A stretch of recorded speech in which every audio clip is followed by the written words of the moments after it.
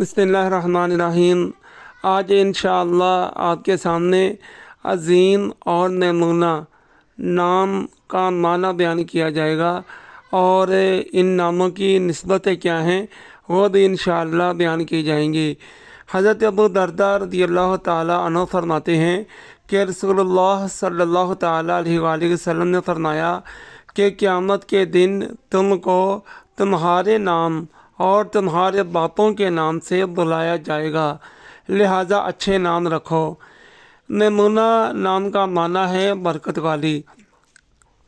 अल्लाह के आखिरी नबी सल्लल्लाहु ताला अलैहि वसल्लम की एक ज़ौजा का नाम मुबारक है और अज़ीम का माना है बुज़ुर्गी और आज़मत वाला।